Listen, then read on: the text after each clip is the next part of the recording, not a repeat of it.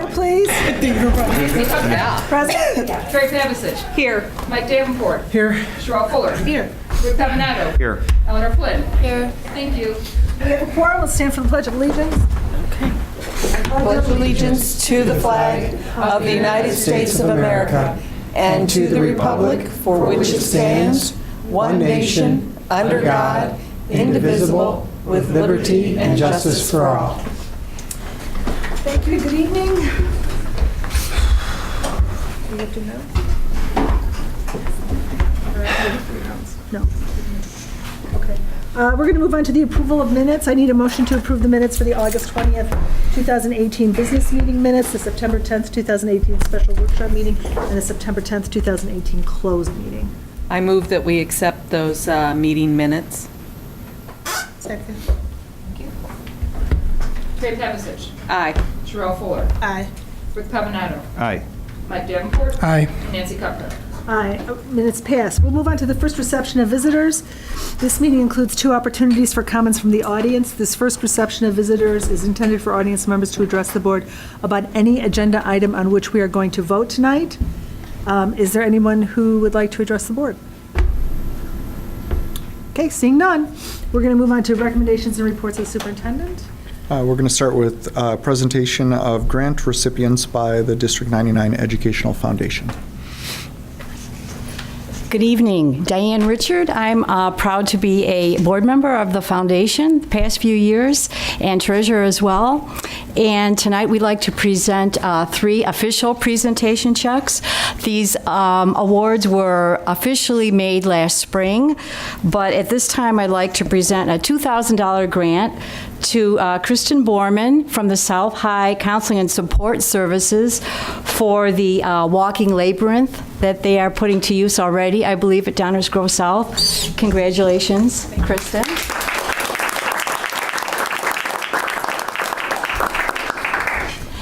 And I'd also like to present a check to the science department at South High for $1,928 to Michelle Sattelbahn and Scott Howard, if you want to come up, please, for their research club. And this is for equipment for the research club to use, and with their collaboration with Lewis University and Argonne, the partnership that they've developed with them. So we're very proud to award you this check. Thank you. Congratulations. Thank you. And our last check is also for North High Science Department for $2,000 to Jackie Weishar, and that is for Zenfone 3s to be used with the fold scope microscopes in the science department at North. So congratulations, Jackie. Thank you. Thank you very much. Congratulations to all the recipients. Thank you. Have you guys line up and I'll take a Oh, up here. Okay. There you go. Yeah. And thank you to the foundation for once again Thank you, Foundation. doing it for us. So when you get teary. Oh, sure.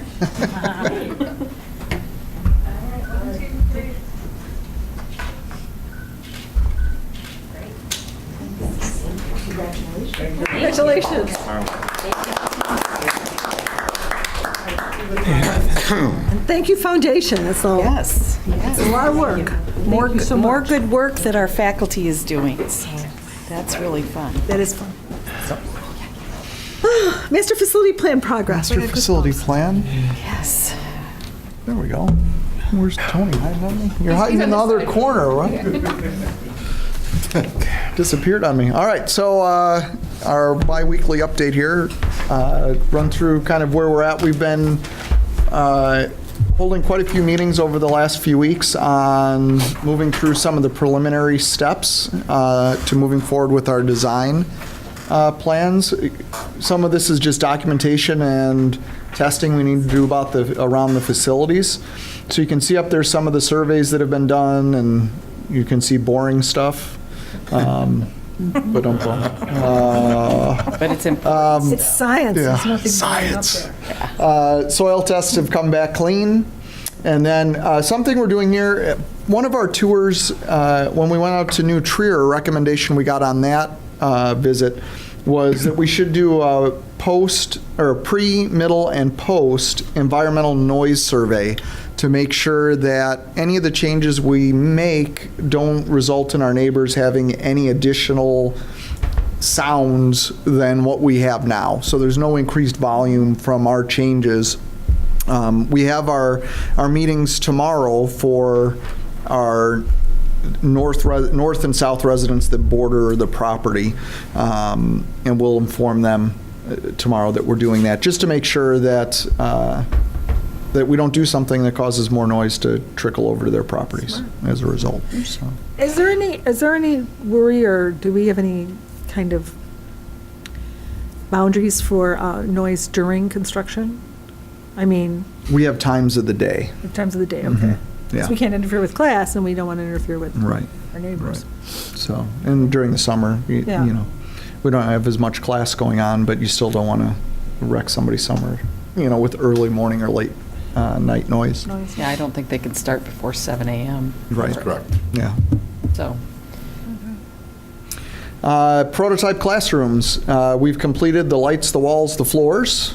One classroom at each school will receive a set of furniture in early October.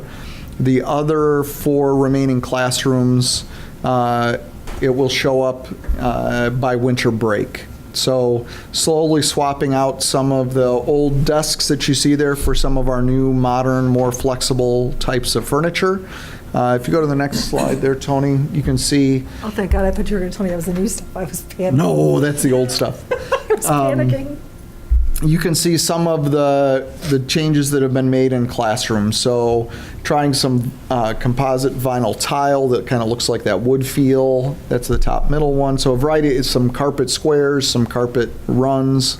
Ooh, look at that, we can see now. So a couple of different types of tile and a couple of different types of carpeting. You see the LED lights are present in those rooms. New surfaces, and then writable surfaces are showing up over the next few weeks as well. A real fun one is the top middle picture there.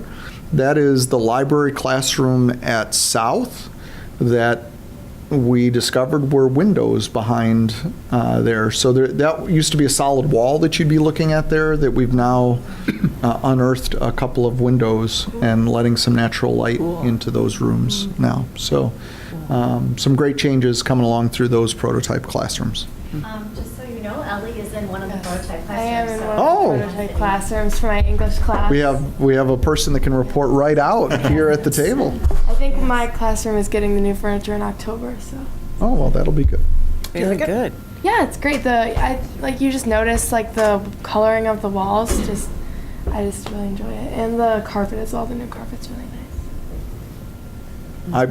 What about I'm going to seed you. Lights, better, worse? No difference? What do you think? I think the lights. My room has a lot of natural light. It's like it's on the outside, so I don't notice it as much because we haven't had the lights had to have them on the whole time. Maybe I'll notice it more in the winter. When it gets darker out? Yeah. All right. Building design concepts. If you'll remember when we were working on this over the summer, South kind of started out behind North, and then South passed North, and now North is catching up. It's been kind of an interesting race to the end of the design work here, the initial concept design work. I think we made a little more progress today at North. So we're getting close to having some preliminary design concepts for both schools. And on October 1st, White will be here, our lead architect, Amy, from White will be here with me to present on those initial design concepts. Did I say August? October 1st. October. October. I'm getting Yeah, all you good. did say Hey, I said it right. All right. Going on. This week, as we have our community meetings, this is what we'll really be focusing on with our community members, which is any exterior changes, any site changes, the bleacher changes, so that they understand how the outside edges of the building and the site are planned on being changed over the next few years. So that's really the focus of tomorrow night's meetings. Okay, so they're going to see this for South High that shows that, and then North High, which is what we've been saying from the beginning, the front vestibules, the bleachers, filling in the courtyards, small little additions on the edge of the buildings, those kinds of things. For North High, shouldn't we be highlighting the new dock area too? The new dock area isn't, the footprint of the property is not growing. Right, but We'll talk about, yeah, we'll I'm say, just saying yes. that's kind of a Anywhere that important there's a feature. drive, we'll talk about that as well. Right. Yeah, absolutely. So we will highlight where the drive changes at North High, absolutely. Yep. And we're not going wider on the bleachers by the trees? Are we Can you going go- to be moving? Can you the go back, trees? Tony? Are you talking at north or south? Yeah, north. North. Yeah, bleacher, there will be a line of trees that disappears at north. Okay. I don't know how many of them because of the width and everything else, but yes, it will Because encroach it on those doesn't trees. look like That that. doesn't really Yeah, like that. Yeah. That's kind of That's- where they'll that's a- end that's a up, big but you still difference. see half of the trees because of how big a tree is. Right. Yeah. But I think some people will be very concerned about that. You betcha. Yeah. Yeah. Yep. All right, and then I have a list for you. Please memorize all of these. There's a quiz at the end. Oh, sure. But we have a lot going on over the next few months, which this highlights. So as I mentioned, tomorrow night, the informational meetings, then our community advisory group that's taking a look at each step along the way and making sure we're staying true to our commitments to the community meets on Wednesday to start looking at some of the actual, where the actual walls are falling and making sure that what we're doing inside is matching what we committed to the community. On the 20th, we have, so then Thursday of this week, we have round 2 of our project manager, our four finalists after the first round. And then on Monday, whoever is advancing out of that comes and gets a presentation from the architects and me to go through where we're at in design. And then you'll see a very similar presentation to that on October 1st. During the 24th to the 1st, our student advisory group, we're going to meet with at each school again to show them where we're at in the designs, and we'll have a presentation at some point in each of the buildings so staff can see where we're at. Then on October 1st, you'll see that the preliminary designs. Then in October, we go back to those design teams to start, now that we know where the walls fall, we start looking at what happens inside of the walls. And we have those design team meetings there. Then we start planning and zoning. We have on October 2nd just our architects, and I think Jim, are you at that meeting? Yep. Yeah. We'll meet just to start preliminary discussion of where we're at with design. Then on October 17th, we unveil whatever we're at with the community with our preliminary designs. So that'll be the first debut of what we're looking at doing. And then we move into the more robust planning and zoning, then bidding, and then by next summer, we're starting the next phase of construction. So that's kind of where we're at right now. Questions?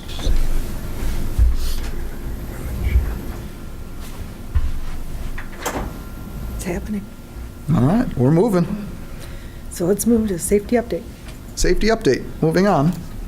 I just wanted to update the board and the public as to where we're at with our security enhancements for this school year. We did, before the school year started, hired our 2 lead security officers and brought on Russ Rao, who's a retired Downers Grove police officer, and Dan Neiman, who is a retired Des Plaines police officer, to join our team. Then we also, before school started, had up security film on any doorway that was in a spot where we thought that students would be encouraged to use social cues to open doors for people. If you go to those, you can see out, but if you're on the outside, you see yourself. It's a one-way glass looking out. We're still working on getting the rapid emergency response system up and running. All of the poles are in place. We're working with the police department on kind of the behind the scenes, what happens with it. Once we get all the technical pieces completed over the next couple of weeks, we've talked to the police department about doing an off-hours dry run of the system so that we've tested it, and then we'll work through how we roll this out for our students and staff. That's the blue box, right? That's the blue boxes, yeah. Just like the fire alarms, but the police alarm pulls. One of the things that you'll see tonight in the consent agenda is a change in the student handbook to make pulling one of those alarms the same consequence as pulling a fire alarm. And that was something that we had talked about doing, but it was also a request of the police department that we add that in there. So that falls in consent tonight. We're also working on that web application called Crisis Go. Teachers were informed about this today. We had our training on lockdown procedures and ALICE training this morning for our staff. And then one of the things we also talked about was this Crisis Go app, which has in it all of our emergency plans so somebody could reference it, you know, not during an event, but, you know, so you have all the reference materials for you. But one of the key pieces of this application is it allows us, if we had to evacuate for any kind of a reason, and we had to go to our reunification sites, it allows us to take attendance for any students that are there, even if they're not your student for that class period. And we can start accounting for Students. any students that are standing around you, we can check in using that app. So those are the major changes and kind of where we're at. So we're still working through a couple of them, but overall, we've made a lot of progress, and a lot of police officers that we talk to are saying that we're really leading in this area in the nation, you know, that we've put together kind of a model for other schools to follow. So very happy with where we're at with this, and a lot of people have worked on this in the buildings and the district office to get us to this point. Yeah, and I saw that, I don't know if you read the Tribune today, but there was a really nice article about the blue box. Oh, I didn't know. And that, so if you want to look that up, it's was in the front page of the Tribune, not front page, but in that section. Mhm. And there were a lot of grade schools that Mhm. are putting it in for their students too. Yeah. So. Well, makes sense. It's really a good thing. And I'm glad we're ahead of the curve. As we keep talking about this, society's not solving a lot of these issues for us, so all we can do in some situations, unfortunately, is just shorten the response time. So we'll do everything we can. Yeah, and that's a good step. Good going. Thank you. All right, I'm going to turn this over to Pete for an annual update on minority recruiting. Okay, thank you, Dr. Thiele. As a reminder, we're going to talk about minority recruiting and hiring tonight, but this is part of the overarching umbrella of diversity work that we're doing in the district. So, Tony, if you go to the next slide, as a reminder, we have a diversity committee, fairly large number of folks from the buildings, teachers, administrators, that all work together on this. Recently, that group has kind of expanded its purpose beyond the original just recruitment and retention of minority staff members. A lot of the conversations that initiated in that group have led us to the point where we're really working hard this year with the administrative group on that deep equity that you heard about from Rob Lang earlier. So just kind of giving you some context for some of the other things that are going on. Go ahead, Tony. Kind of a review, some of the challenges in hiring diverse staff. Some of these are things that we've talked about previously, so I'm not going to spend a lot of time going over those. But basically, as a group, we've kind of said, okay, so these are the challenges, so what are we going to do about it? So some of the steps that we have taken in each of these we'll examine individually. So we have a diversity initiative message on the district website. We're getting out to colleges and universities. We're using social media to advertise our open positions in the district. We're examining our hiring practices, attending job fairs, and getting our message out on the state and national level. So on our website, under About District 99, we have a link, and we'll let Tony go ahead and take us there.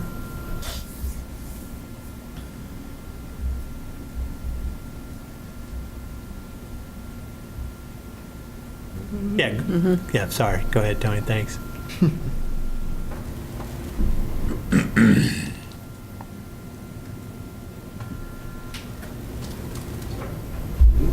Tony? Man behind the screen. That's where our problem lies.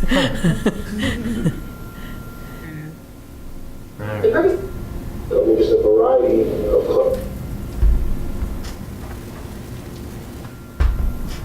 There we go.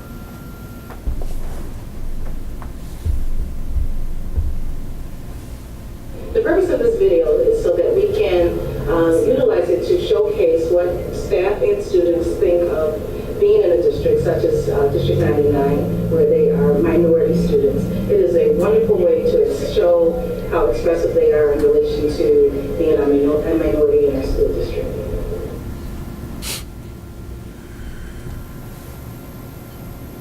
I think for me, it's that feeling of family. I think truly you have faculty, staff members that really care about the district's mission and really care about students first and foremost. I mean, there's teachers who are volunteering their time, staff members that stay late, teachers and staff members that come early.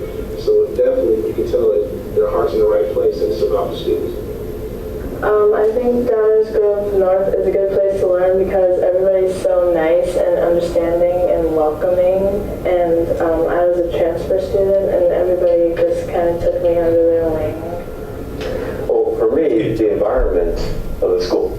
Just wanted to give you an idea. It plays for like 9 minutes altogether. And we think this is important because a lot of times candidates, when they go to apply to districts, they're going to hunt around on the website, try to get a sense of what is that district all about. And so this is something that's right under the link of About District 99. It gives them a chance to see a little bit about us as they're making a decision as to whether or not they want to apply for one of our open positions. And we also think it's important for our current staff to know that this is something that we value as a district and that we're going to continue to work in this area.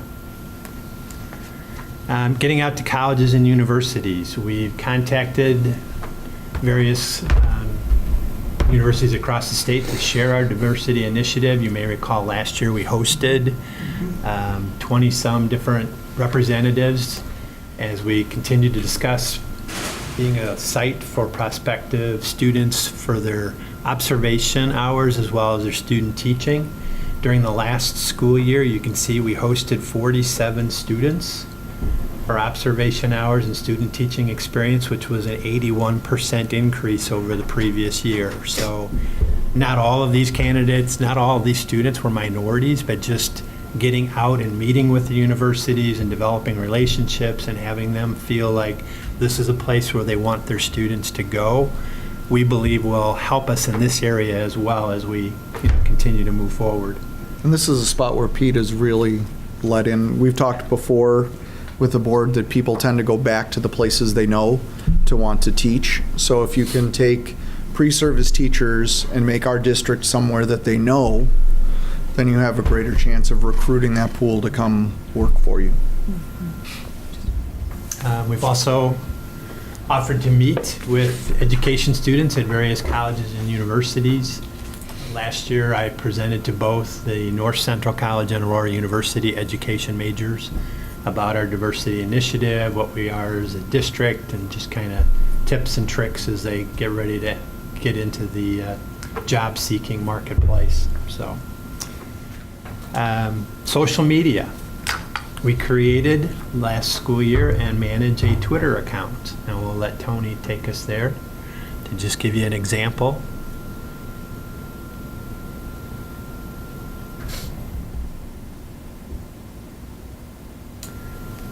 All right, so if you scroll a little bit, you can see that each open position has a little mention there. They can click on it to learn more about that position and then apply to the district. And we think this is important because not everybody seeks jobs the way, well, way back in the day when I first started, the way you would go about applying for positions. And social media seems to be a way that candidates who maybe aren't necessarily from our particular area may learn about the district and then apply as we move forward. So we're hoping that this will again, reach out to maybe non-traditional District 99 candidates and inform them that we have openings and then invite them to apply through the social media as well. All right, so then as we look at hiring practices, two things that we've wanted to emphasize here, and we'll take a look at each of these in its own separate slide in just a second. But one, we're trying to get at the diversity mindset of all of our candidates, because even those who aren't necessarily minorities coming into the district need to have an understanding of what we value and what we are working on as a district. And then we've also started looking at our screening process and using video interviews as an initial way to meet candidates instead of the paper screening that we've done in the past. So we'll give you some examples here. This is the universal question that is on all of our video interviews. I'll give you a chance to kind of read through that. I won't read it at you.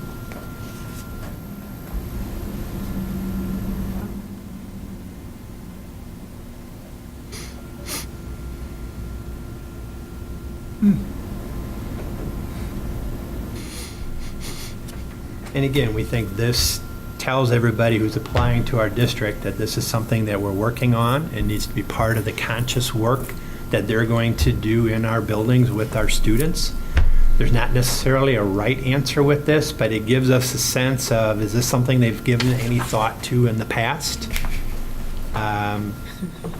So that if we're not hiring a minority candidate, we're at least hiring a candidate who knows this is work that they're going to be doing while they're here in District 99. So I would imagine, and again, I always have to go back to healthcare, but there's a lot of work in disparities in education as there is in healthcare. So the only thing I would think about is that, what do you think the causes of disparities in this area is a very academic question. A very what? Academic question. I mean, we kind of know why there are disparities in a lot of areas. But you're trying to get at how people feel about hidden biases and... That could be one way that somebody answers it, yes. Yeah. Yes, that would be one way, yes. And what may seem academic to you may not be academic to somebody else. And so this can reveal a lot about an individual and their kind of mindset in this particular area. Have we screened anybody out with this question? Not any more than we do any other question. Okay. Thank you. Sure. All right, Tony, if you move forward. So we have video interviews. And so the candidates complete the video interview, this is screened, and then we start looking at their other materials that are a part of their application to decide who comes in for a live interview. So we want to give you an example of a candidate answering a question here for us. Okay. The most influential music teacher in my life currently is Dr. Thompson from Northwestern, where I did my master's there. I currently play in North Shore Concert Band, and she was the reason why I went into music education. I got there, and I was a performance major, and I thought, man, this lady is incredible. And we sat down one day and talked, and she just told me, I have something special. And we, for the next 2.5 years, really, developed, a great working relationship, and I learned a lot about her, about how to inspire, students, and how to make students want to be a part of music. She also gives all of her time and her effort to make sure that students understand the rep, understand overall just concepts of pieces, and isn't afraid to just go and do really crazy things, maybe in a performance, instead of it just being the normal traditional way. We will play in the stands instead, or vice versa, or certain sections will stand and sit, and just doing unconventional rehearsal techniques to help students get to the next level. That's one of the big ones. Also, just absolutely being devoted into her music is always another big one. and helping us to understand that we have the power to make our audience feel something is massive. And every time we play with her, and every time she teaches us both through conducting and have a player in her ensemble, it's always, how can you make someone feel something, and what are you hearing to make that happen, and how do you help your students get to that place as well? All right, so now that answer was less than 2 minutes long, and that would be something that the department chair or administrator would see before they ever looked on the piece of paper of where this young man went to college, what he studied, etc. So we feel like this gives us a lot more information about a candidate, who we then start to look at some of those other pieces. But we learn a lot more in that 2-minute clip than we did in all the paperwork that was submitted for him. Next, job fairs. Last school year, we attended 10 different job fairs, including 3 that were out of state. And we'll talk a little bit more about those here in just a second. As of this summer, the ISBE is now allowing full reciprocity with out-of-state licenses. This is huge for us in our ability to recruit candidates from other states. You may recall we had about a 3-year period, 4-year period of time where it was next to impossible to get a state of Illinois teaching license if you didn't attend one of the state schools, which dramatically hampered our ability to recruit. And you'd see a lot of Illinois students, high school students, go out of state to get their college degree and not be able to come back to Illinois because of how hard and how many hoops they had to jump through to get their teacher's license. So we're excited about that change. This year, we're already planning to attend job fairs in Missouri, Iowa, Illinois, Michigan, and Wisconsin, and possibly some others. We're exploring potentially going to some of the historical black colleges and universities as well. So more to come on that potential down the road here. This is a spreadsheet. As we attend the various job fairs, we collect data on both the numbers of candidates that are there as well as the individuals themselves. This gets shared with the department chairs and administrators.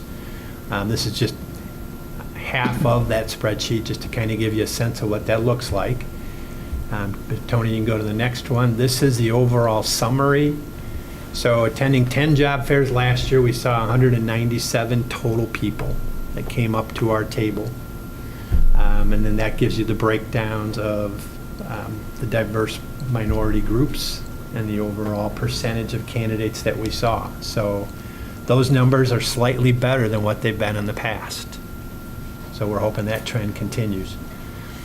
Coming out of that job fair then, also on that spreadsheet, and these phone numbers don't mean anything, we just made these up so we didn't put anybody's personal information out there. But here's an example of the spreadsheet that we give to the DCs and administrators.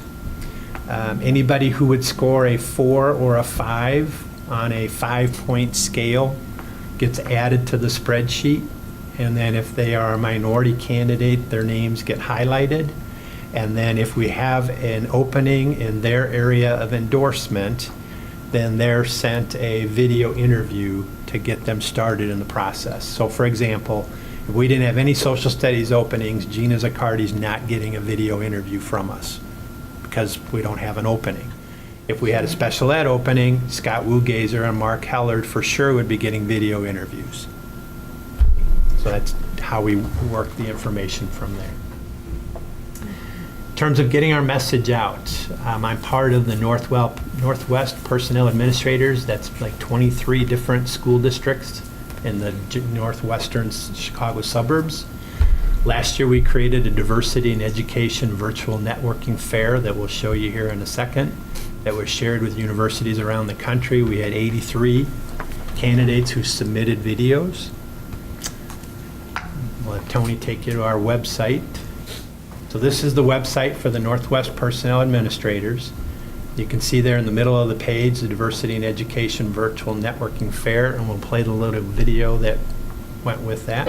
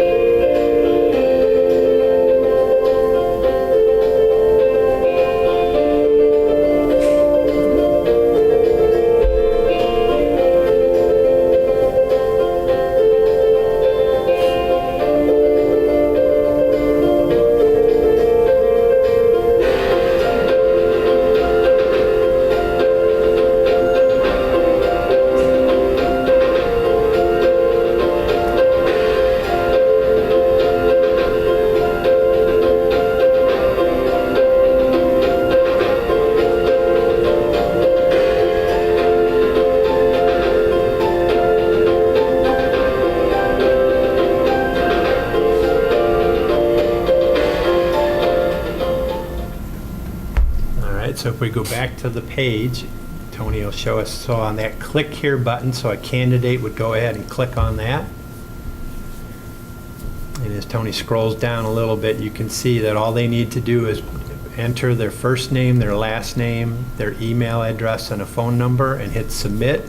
And then they would get that video opportunity to tell us about them as a candidate, what their teaching area is, etc. And then that was shared with all of the NWPA school districts. So I would get an email every day telling me the candidate has completed a virtual resume, and I would open that up and take a look at it. If it was somebody who is in one of our teaching areas, then I would look to either add that to the spreadsheet or send it to a department chair for consideration.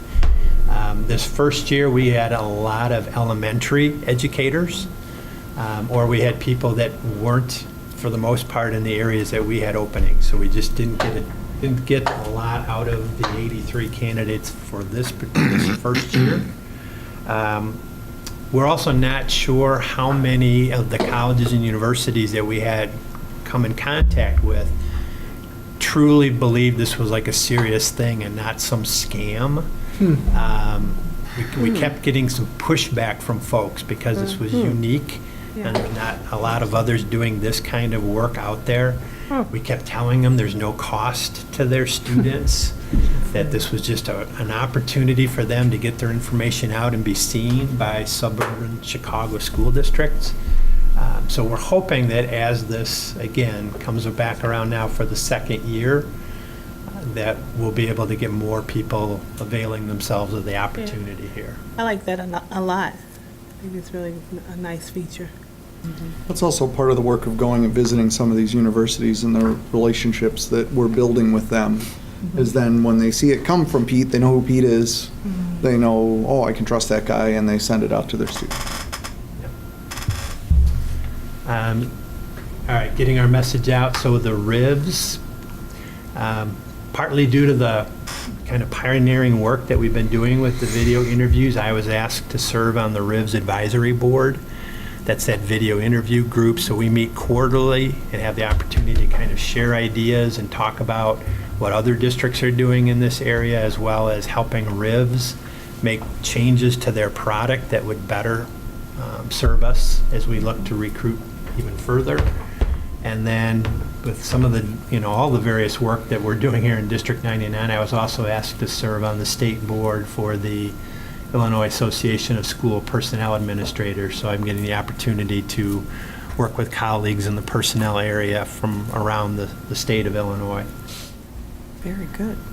And so as we look at our hiring results for the 18-19 school year, we screened, and this is for our certified staff, we screened 24 minority video interviews.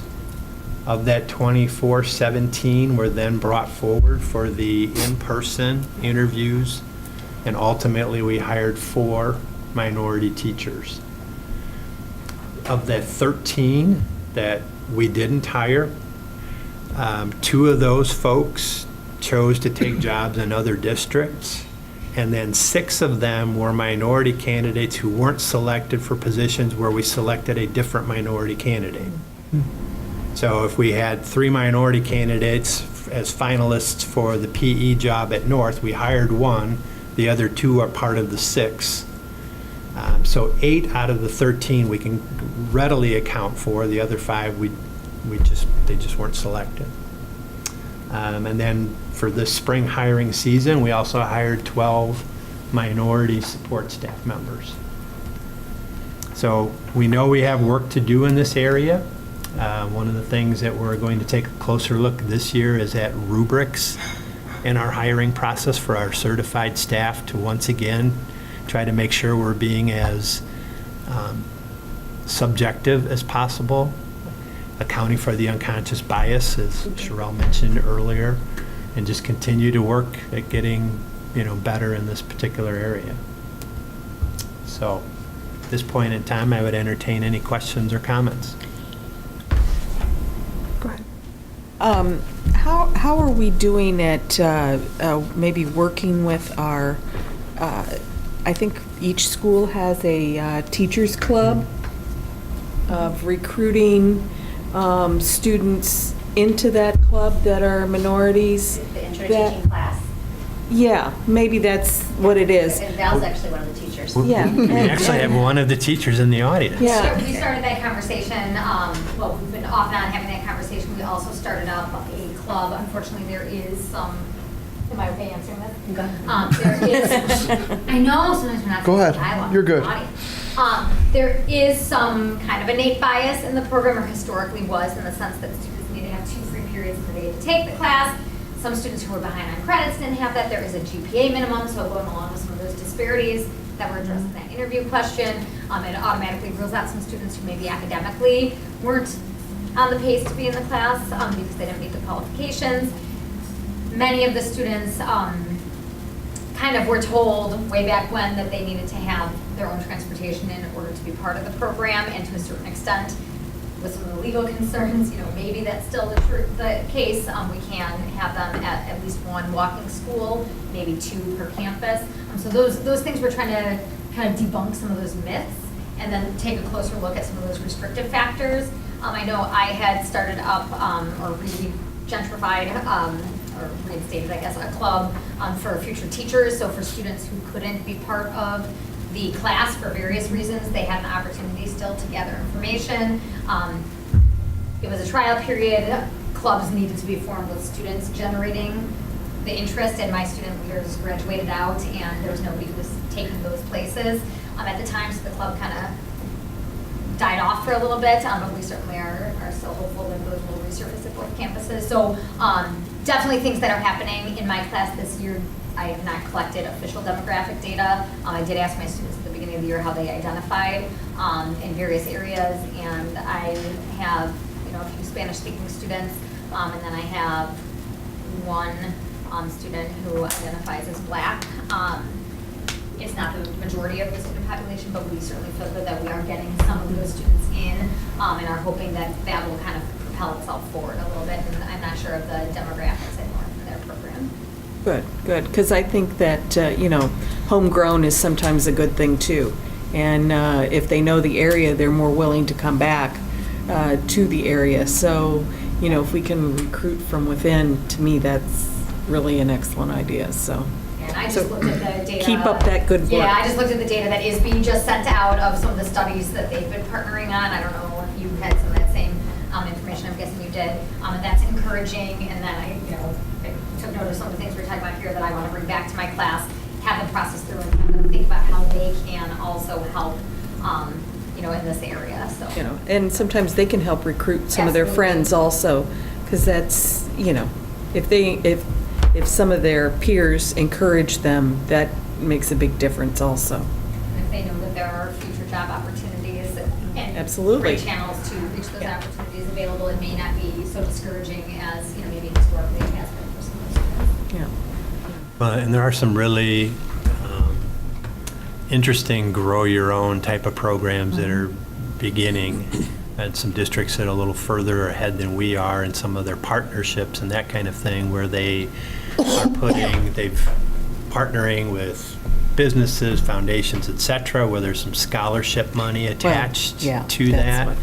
And then, one of the things that Dr. Thiele and I were talking about the other day, maybe we can do some things where we provide summer, like aid positions in summer school for these students while they're in college, so they continue to be tied to District 99.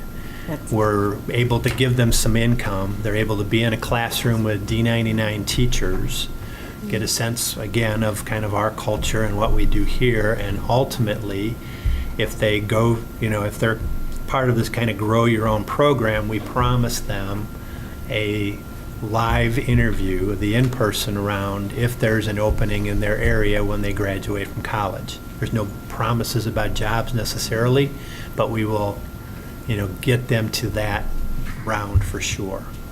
So those are some of the other things that are out there that we could also start to look at in terms of tapping some resources and getting more of our minority staff to go away and look to come back, minority students looking to come back and be staff members then in District 99. So some things that we've started to talk about a little bit as well, but nothing finalized. Very good, very good. I wanted to ask, thank you, because this was very helpful. I did have one question, and I should have interrupted and asked, because I never seem to cease to do that usually, but you had two tables, and you had where like 20% of the people were minority. Were those the people who approached you, or were those the people? Do we have a better sense of, Yes. of what the? So some of those people are people who approach me. Some of those are people I approach. A lot of times it depends on how crowded the table is at a job fair. I'm asking my question right. Okay. So do we, I'm sorry, I didn't mean to cut you off, but No, that's right. do we have a sense of, like, for instance, at Illinois State or at Northeastern, or wherever it was, do we have a sense what percentage of their population who are studying to be teachers? Yes, I have had some of that information in the past. I don't know if I have last spring's most recent numbers. The numbers have not been good. Okay. It's just kind of, the number of people going into education in general is very down. And then because of the issues that we had a few years ago as a state with the TAP test, that was very detrimental to the minority students who wanted to be teachers in terms of getting them to get over that hurdle so that they could continue in the education program. That decimated our numbers of minority staff going into education in general. Now, they have since changed some of that and tweaked it. We're hoping that some of this will start to rebound a little bit. But, you know, some of this also comes with, like, what's going on in the big picture out there. You know, I mean, we all love education. We all went into it for the right reasons, but I don't know if we had the media bashing and everything going on the way it is now, back then, that causes people to pause. I mean, that's just the reality of students making choices about what they want to go into for various reasons. Salary is one, respect, perception's another, and, you know, the data that we see tells us that that's a factor. Yeah, absolutely. Something we shared with staff on opening day was, for the first time in the last 50 years, parents, when asked, would you recommend that your child goes into education? For the first time, more than half are saying no. So it's not a career that people are choosing or that parents are choosing for their kids, right? Or recommending to their kids right now, which we're playing from behind in a lot of ways right now. That's a shame. So, I mean, we're not going to just throw our hands up in the air and say there isn't anything we can do. It's just another challenge for us to overcome. But the numbers are not great overall. Yeah. And you've got a lot of people that are vying for the same Yeah. candidates. Yeah, So- absolutely. Thank you. Well, this is all wonderful. I think, don't you think the most impactful change could be the fact that we have the reciprocity now?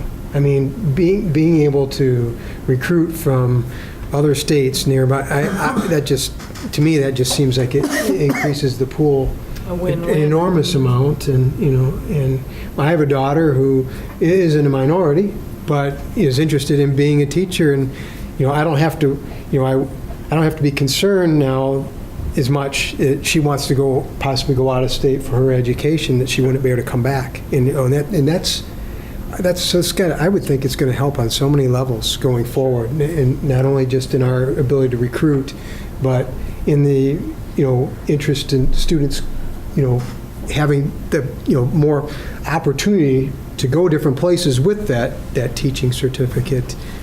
Makes it a more attractive profession than it might have been otherwise. Yes, absolutely will help us. I don't remember the exact percentage, but it's like, so don't quote me on this, but I believe it's somewhere around 70% of college graduates accept jobs within like a 30-mile radius of where they grew up. Wow.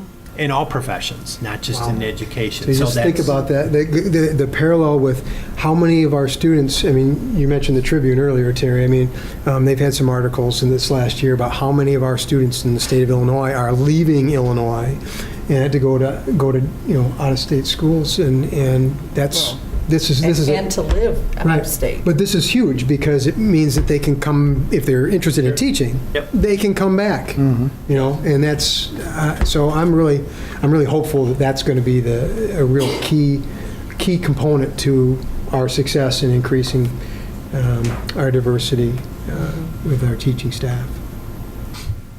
Thank you, Pete. Anything else?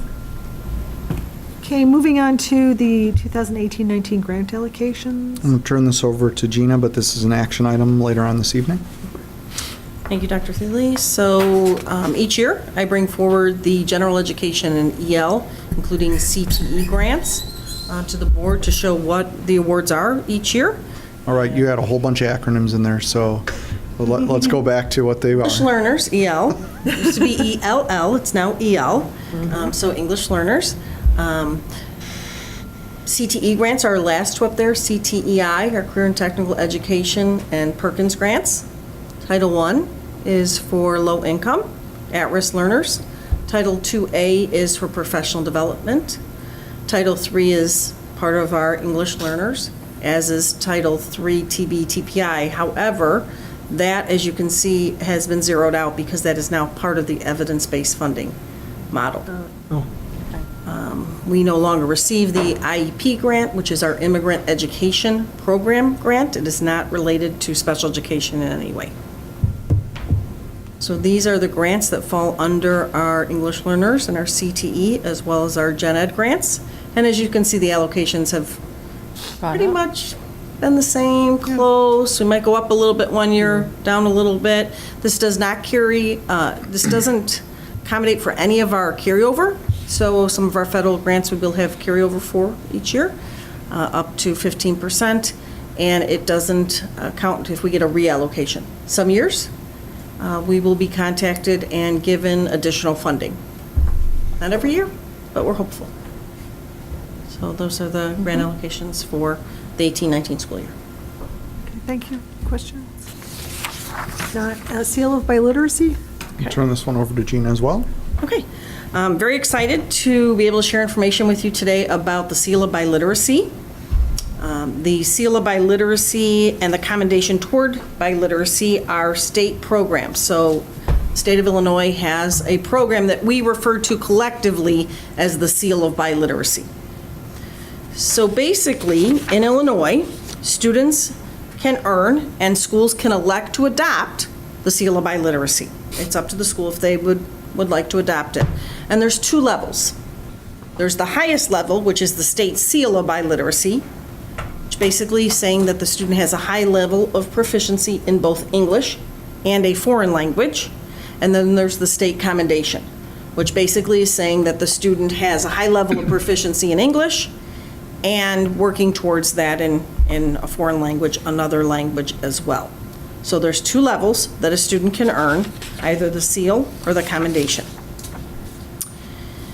In order to show literacy in English, the state has set these as the parameters. The access test is basically a test for English learners. Some states still refer to as ELL, so it's the access for ELLs. ACT you're obviously all familiar with, and the ACT takes two factors into consideration. It can be either the English benchmark, which currently is at 18, or it can be the composite score. And then for the SAT, it's the evidence-based reading and writing score. So those are the levels, the minimum levels a student has to meet to either earn the Seal of Biliteracy or the Commendation Toward Biliteracy. In the foreign language, there are several ways, but in District 99, we have decided to accept two of the ways that a student can earn language proficiency. The AP exam, which we've been giving for years, and then what is referred to as the APPLE test. So it's the assessment of performance toward proficiency. We will be basically awarding the seal or commendation in the three languages that we teach, so Spanish, French, and German. Students who take the AP exam would have to earn a 4 to earn the seal, or a 3 for the commendation. If they take the APPLE test, they have to score at a certain place on a scale, which is basically a high, intermediate, high type of level. The advantage to the student is multifold. So students who earn the seal have many opportunities. For example, they can be recognized as by a school in whatever way the school decides. So some schools will publish them on a web, names of students on a website or how many students were awarded. The state requires that the seal, and there's actually 2 seals, even though one is called the Seal of Biliteracy. I know it's kind of odd, but Seal of Biliteracy, and then there's a commendation, which is a different type of seal, has to be affixed to the student's diploma. So it's an actual physical seal that is affixed to the diploma. Of course, some students may graduate before we get the AP scores, and then we will obviously mail them one. There's also language, it's a sentence we get from the state of Illinois that has to be put on the student's transcript. So if the student earns the seal, we have to put the sentence on there stating that they earned the seal, state seal of biliteracy, and the foreign language that they earned it in. If it's a commendation, obviously it's a commendation. The real opportunity here is that the state a year ago passed a law that said that students who earn the seal of biliteracy, so the highest of those 2 levels, that attends a public in-state university and asks for credit to be awarded within their first 3 years of going to that school will receive college credit. So if a student meets the requirements for the seal, the higher of those 2 levels,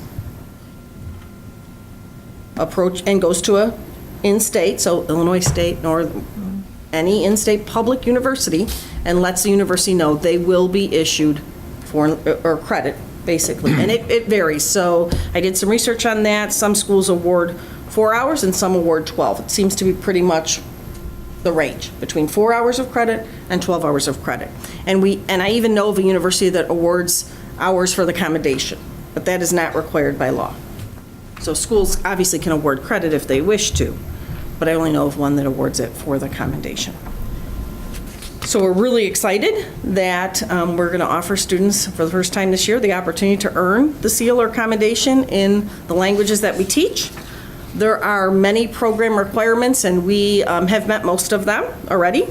So I am the Seal of Biliteracy Coordinator. We already applied. I submitted data already, did the training module. We need to post information on the district and school website, which I will work with Jill or Kristen on after today's meeting, because we need to provide information in the student handbook.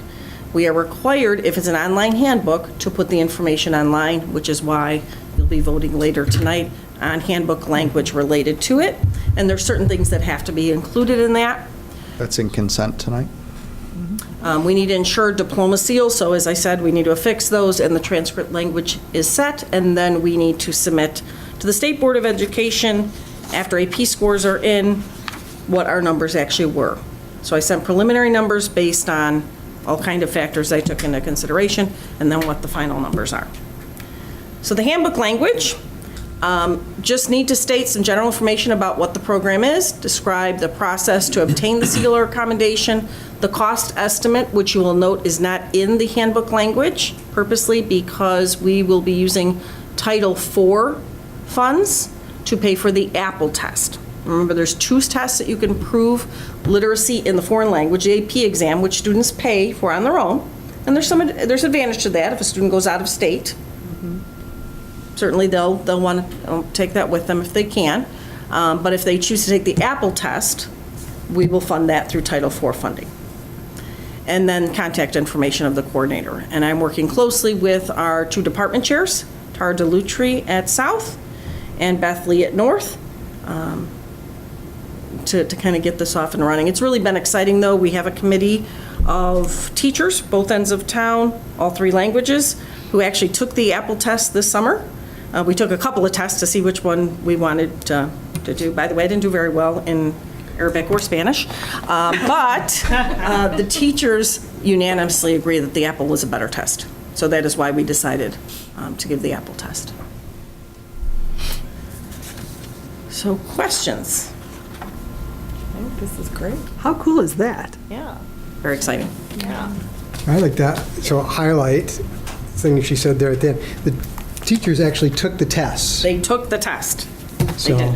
just, something we would for know. everybody to be aware of. I mean, they're engaged. The kids sometimes wonder, do teachers have any idea what this is? Yeah, they're actually taking the test too, just to see how it all works. So I just wanted to highlight that. And second, the kids. So I can imagine a situation. I mean, would there be a situation where a student might take both the AP and the Apple? Yes. And so what happens if in one thing they meet the standard, but the other they fall behind? Say the AP, they get a 3, but on the Apple they get the qualification that gets for the seal instead of the accommodation. Would they get the seal? They would get the seal. Okay. So And- there wouldn't be a fear. They don't have to match. Don't just take the one that you're You get more two like. shots at it that Yeah, way. you get 2 shots. This is a 2 opportunity thing. So. And in fact, what I would say to students is, let's say they do both, and let's say they get a 4, so they get the seal regardless, right? They should discuss that with the advisors at the university they go to, because some of the universities I contacted will give more hours for the seal than they will be for That was my the next AP question, and exam. that's So, of course, you would want to take What you need. what you're going to And get. so that's the advantage here of, because I could see a student saying, well, I'm taking the AP test, and that's going to give me credit for a class. This is an opportunity to get even more credit. So Potentially, it depends on the school. Right. Right. But It depends on the school. And the key Wonderful. thing with the seal that we will advise students of is that they have to approach the university. Even though it's on their transcript, the university's not going to necessarily take it upon themselves to award credit. They have to approach the university. So we'll be coaching students up on Yes. Oh. And would this they potentially would be able to get this seal well in advance of graduation? It depends. So we have- So if they get it Because- through the AP test and not through the Apple, it's after graduation. Well- Because we don't get those scores back until, But it will But the be on exciting part transcript. is that we have students right now who've already earned the seal. yes. Okay. Because they took retro it? the AP as juniors, because you can only award the seal to graduates. So they haven't graduated yet. So even though we weren't a seal of biliteracy school last year, if they took the AP exam, they didn't take the Apple, obviously, we didn't give it. But if they took the AP exam and they met all the English requirements, right? And we have some students. We also have some students who've already earned the commendation, but will be sending them a letter to tell them, even though you've earned the commendation, Let's try to get the seal. you may want to consider taking one of these exams, the Apple test or the AP exam, because you may be able to earn the seal. So there's lots of different student groups when you really start going through the data. Timing of this could be an issue for somebody getting, as a senior achieving the seal, in the spring or something. I mean, they may have already committed to a school at that point. Sure. Right. And it will be on their transcript too, correct? Yes. Yes, if they, either way, seal or commendation, both, there's a sentence that goes on the It transcript. just seems like something that our counseling staff should be really talking to those students about as the students are launching on their college searches. So I met with both counseling departments and presented to them. Also shared a lot of documents with them to kind of give them the background. And then we're going to continue the conversation as we move into registration. Excellent. And with information that we put on the website, hopefully after you approve the student handbook language. Started yet. Very good. And I'd just like to recognize the amount of work that Gina has done with the team to get it to this point. And not only is it just cool because it's cool, but it is also along with the goals that we've talked about over the last several years of looking for other ways to give our students certifications other than a diploma, right? So it gets at a lot of things here. Go, Gina. Go, Gina. You are Thank you. so very good. Impressive. Not that you're not impressive, Pete, because you are too. Oh, Pete's always impressive. You're both impressive. Speaking of impressive, we're moving on to Mr. Stalin here. Okay. On the tentative All budget. right, G. And before we administrative do teachers. that, Oh, administrative teacher, Sam. Back to impressive. Back to impressive with Pete. Oh, sorry, I stole your thunder. it's all right, just noting for the board that we met the state mandate of getting that report listed on our website prior to October 1st. So that's been accomplished. Thank you. With days to spare. Exactly. Why? Now we'll go to Now Mr. we'll go. Stalin and the I know 2008. everybody's anxious to get to the budget. I understand that. It's an exciting area. Tonight, we have just a review of the tentative budget quickly for you. Bright green. We have not had any members of the public come and ask any questions about it. It was out for more than 30 days at various libraries and at our schools and here. So we haven't had any inquiries about it. There was a small change we made to the expenditures in the educational fund, transferring an amount that had been in the tentative budget put into the capital outlay for leases, to pay for some leases on some copiers. As we were going through this again, it's just a reclassification. It's really going to be transferred to the debt service fund and then paid for the leases out of that fund, because all of those obligations, legal obligations, are normally paid out of there. It was just overlooked. So it didn't change any balances. And then in doing that, and I'll get to it in a few minutes about the non-operating funds, it wasn't, we gave you a document that didn't reflect that properly. So there's a corrected exhibit that I'll talk about tonight. It's just so you're aware of it. I'm just going to really highlight this. I don't see too many new community members that are here for it, but I'll hit the highlight of the budgets, because I know there's people at home and people on video that would like to hear the key parts here. Really, on the revenue side, we have three key areas that are really impressive and need to be pointed out. The interest income is the first one. We pointed out. There's actually some there. 64 point, yeah. It's actually more than, it's in the hundreds of thousands instead of the 10. Interest income, the rate more than doubled throughout by the end of the year, but some of that was at the very end of the year. We don't expect it to double this year, but we expect it to keep rising a little bit, and it'll be very helpful for us. It's one of those areas that's just been down for so long that we almost wrote it off. It's about 10 years now that the interest has just been gone. There's been years when we had healthier reserve levels, but we would make $2 to $3 million of interest in a particular year. So this is 1/10 of what we've made in past years, when times were better and when interest rates were more normal. So we do look forward, and you'll see in the forecast there's a little bit of in a minute you'll see some of that impact. The second item would be the general and other state aid. That is up a little bit, only because the state aid portion itself really won't grow much. I think it's another $6,000 or $7,000 this year. Now that with the evidence-based model, we're going to be getting this pretty much this flat, hold harmless state aid amount, and just a tiny bit of new money in that category. But we still are getting reimbursements for special ed, both in transportation and for some students being out of district. So, and we have had an increase in that. I'll talk about that in a minute when I talk about the expenditures. So we should be getting, now the money we get this year will be for the special ed outplacements and transportation we had last year. And that it went up last year. If you recall the end of the year report, we had a large increase in that area. So we do expect some more state funding to come in there. And as of right now, they're still agreeing to keep it separate and to honor it. There has been some discussion of the mandated categoricals, which special ed is one of those mandated categorical payments that they may start to trim those, and that's a concern. But right now they've been honoring it, and there's a lot of feedback and pushback that they would get if they started doing that, because it's such a critical area to schools, and we are just required to provide those services. And the federal aid, that's up 7.8%.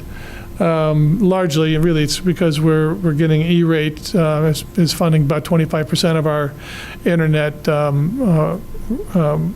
backbone rebuilding that's going on over the summer, and has gone on, and we're actually still moving on pieces of that. But so that's a $250,000 increase just in that one line item. And some of the other federal aid is actually dropping, so it's just a little bit less than a $250,000 increase on the revenue side.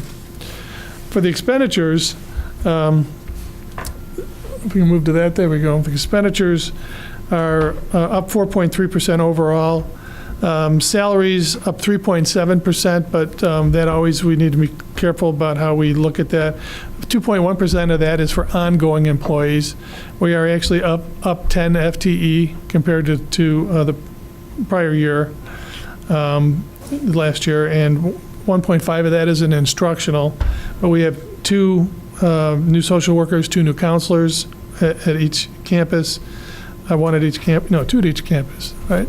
We increased. 1 lead security personnel at each campus, a tech support person at each campus. So we've got new bodies, and that's why we actually push up.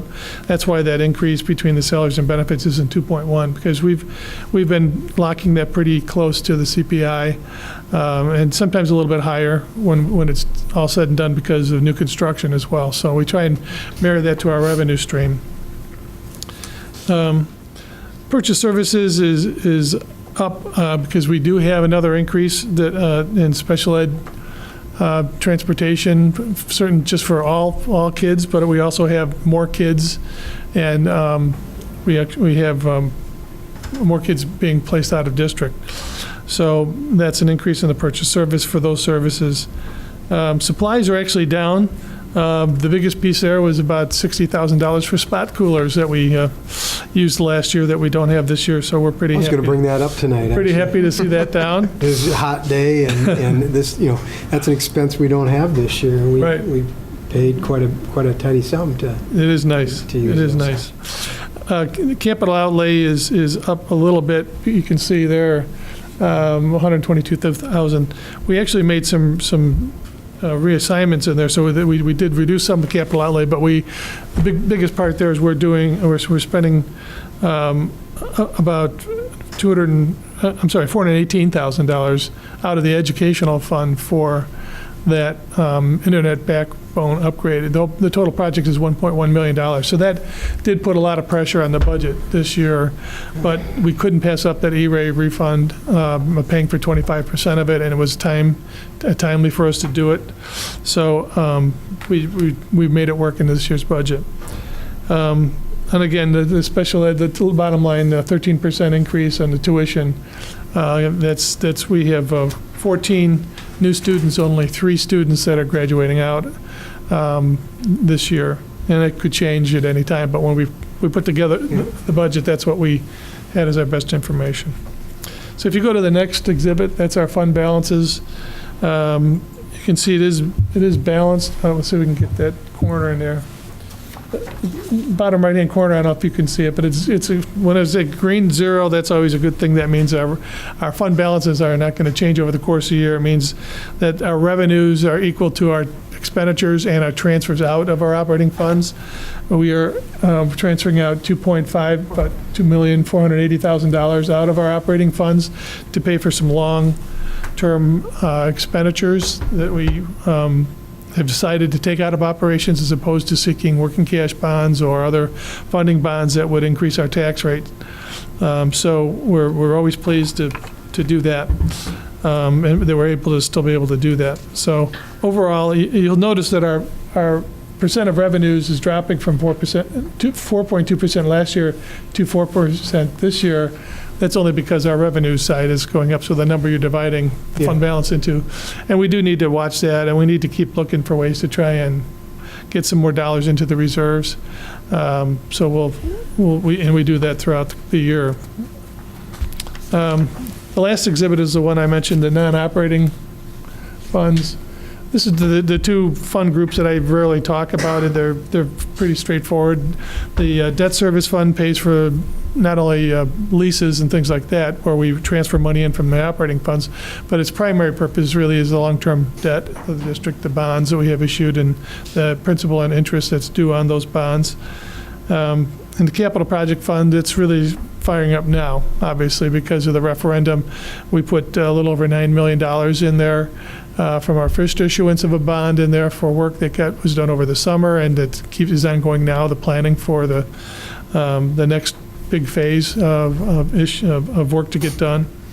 And in the bottom section, the long-term debt, we had $23 million at the beginning of the year. Our expectation is probably $40 million of issuance this year, but we put in the budget up to $60 million to give ourselves a little leeway. And the market right now for the interest is actually, we're below what we expected if we were to issue them today. We're below where we thought the interest would be for this next issue. We'll probably be issuing this in January, so we have about 4 or 5 months. We have to watch the market. It did bounce up a tiny bit now. The trade wars have that market a little jittery right now. Hopefully that'll be settled by December, and we can get a normal market and get a good market, and then we might do $60 million and get a lower rate. We will just be looking at the cost effect of getting a lower rate and having more money out for a longer period of time. On the positive side of that, having more money in the bank, we can earn up to that interest rate, whatever we're paying interest. What the total cost is, we can earn, and we can use it for the project. So there's a little tug of war back and forth there. Our number one commitment is, though, to keep our commitment to the community and make sure that our cost to a homeowner does not exceed what we told them it would cost. So that's our number one concern there, but we'll have some room back and forth in the next few months as that comes up. That's it for the budget. We will have ask you to have a hearing when we're done with the reports for the superintendent. I'm going to roll right into the projections. First, does anybody have any questions about the budget or anything? I kind of flew through that. So here's the, you can just go ahead and leave it right there like that for the top section, Tony. Like the qualifier at the top. Yeah, this is all because this stuff changes, right? And so it's important, and it's really good to know what parts are important. And the stuff that's in green, the green shade is known, actual. We know it. It's already history. We know what those amounts are. There's a few of those things you can see going through there. Upper left-hand side, that's the actual CPIU for 2017 was 2.1. New construction on our most recent levy, that was our 2017 levy, was 0.81%. We're still getting a great return. We're not getting beat up by property tax appeals. So we are collecting 99.5% of our levy, which is a very good amount. Some schools are in the 90, 91, 92, not so much in the western suburbs, but in Cook County and other school districts. So not only are they capped, they have to deal with property tax appeals at a much greater extent. I'm assuming in the red band there, the assumed future CPI of 1.8%.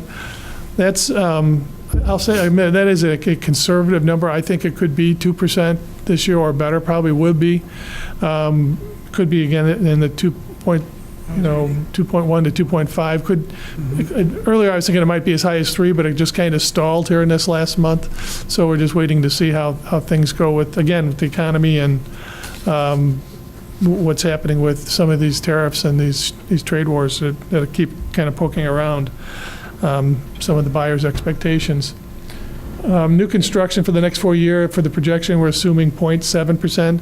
The average has actually been 1.6 over the last 4 years, but we're going to go ahead and use a little 0.6 is what it was. So that's our average. So we are using 0.7, which is a little better than what the last 5-year average has been. So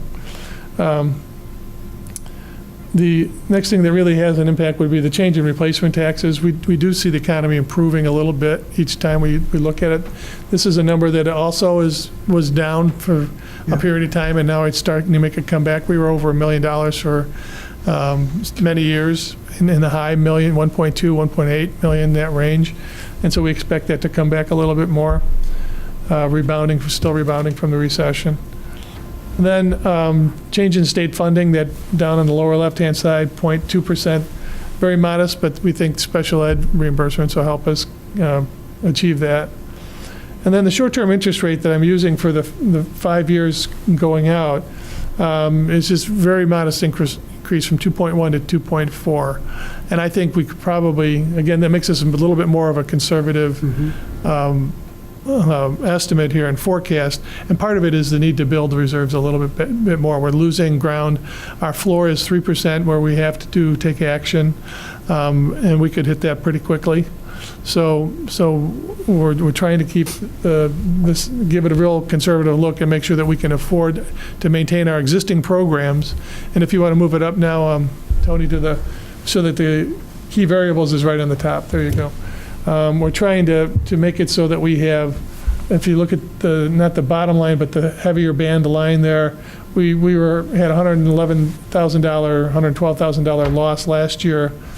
This current budget is balanced, and we do have some slight progressions going through, and those, that's our number one thing. We want to make sure we can continue our existing program at the levels that we're used to. So it's very thin, there's not a whole lot there, and actually, if you look at new construction, the major capital outlay, not new construction, but major capital outlay, the third line down, we're dropping it by $100,000 there to actually achieve this balance, to have $50,000 down here. And the logic is that we're going to be doing so much with the referendum that we might be able to hold off and do some of the projects that, we normally would be doing. Or we get some economy of scale.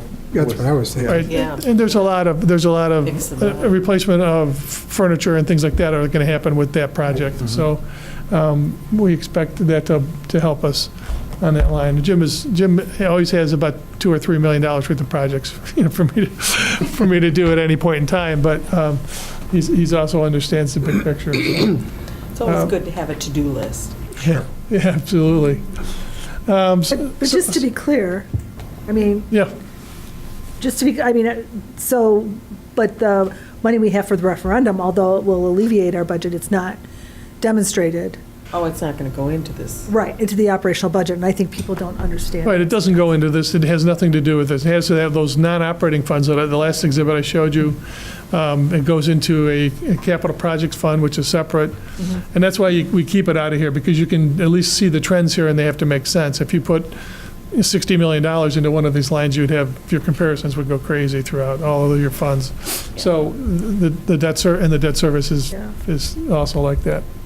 So if you look at the last 2 years, that's really where we start to see some bigger numbers improving it. And in 21-22, that's when we actually drop our FTE, and I'm going to talk about the enrollment in a second. And it has not a full percent, but 0.6% of an increase or decrease in our FTE cost because of a projected decrease in enrollments, and that's about $240,000. And so that little change, and so that's really where we're picking up some money down in this down here. It goes from 120,000 to 404. So it's dependent upon that enrollment change to get that number. And then the last year, you can see it jumped to $2.4 million. Well, there's about $2.1 million of HVAC bonds that we're paying for out of the operating funds that will have expired in 21-22. So 22-23 we'll be done with that. It was a 15-year bond that we issued to make improvements to the South Campus and the North Campus and the HVAC, primarily at the South Campus where we replaced their boilers and did some other work. So that falls off, and that's a big opportunity for us because we're doing so much on the master facility plan that we may not have to draw our operating funds down for that same dollar amount. I wouldn't expect to. That we may find other projects, we may find other things we want to do. But right now, that's kind of the positive thing at the end of the rainbow there, when we're done with 5 years. And if you can lift this up just a little bit. Oh, I'm sorry. Would you please go back? I want to talk about the enrollment. I've used the biggest thing that affects this forecast is the year-to-year change in enrollment. And in our 17-18, you can see that's in green. That was our actual enrollment, but it was roughly 110 more than what the CASARDA had projected. So it's 110 different than what. Going forward. Right. So what I did is these numbers are grayed or kind of a brownish gray because they're modified CASARDA numbers now. I added 110 to everything he had projected for that year because for us it's the change in that enrollment. If he's still projecting different changes because of kids in the pipeline of this nature, this is going to get us closer to actual. It'll never be perfect, but it might make this a lot more sensible. We can start with numbers then that 4998 is what we used for the FTE allocations. So we can keep the 21.8 consistent, and it all makes sense with what you've been seeing in terms of the projected numbers. In 18-19, 5,027 was the number. And I think actually it's just the bottom line is here we can actually get up to we'll be in the fours for our revenues going forward. But it's all depends on a couple of those variables we discussed up above. And if you can, we'll just flip real quickly through the other charts, Tony. So this is the average CPI. This is the key factor that drives 85% of our revenues, 85% of our expenditures for in a normal year. And you look at the red bar here, that's the last 5-year average is 1.4%. We're going to be using 1.8%, but it could be higher. That's really skewed by that 0.1. Those down years, yeah, well, that's the 10-year. The 10-year is the one that's actually, Is the 10-year the green line? yeah. Okay, so that's Yeah, so the maybe a better red line is Next year, that'll bounce 1.4. And what I do, I have bounced around between using the 10 or the 5 or variation of it based on what the expectations are for the economy. And we just went through the weirdest, that Crazy. 0.1 was the beginning of the recession. Right, so that was and then that makes that 2.7 look great. It's big, but really if 2008 didn't drop to 0.1, it would have been more normal towards the median. It's 2.7 higher than what it was the year before when it crashed. So those numbers have to be taken there with the context of what they are surrounded by. And the next one, Tony, is the, I think it's just the enrollment. This is where I want to, just show you the enrollment. This is using 110 more students than the CASARDA numbers, so they aren't really CASARDA numbers anymore, they're modified. So you can see in 21-22, when it drops, we get a little bit of a burst there, I guess, in the reduction of the expenditures because of the drop there. And then the last year isn't affected by it as much, but it holds up.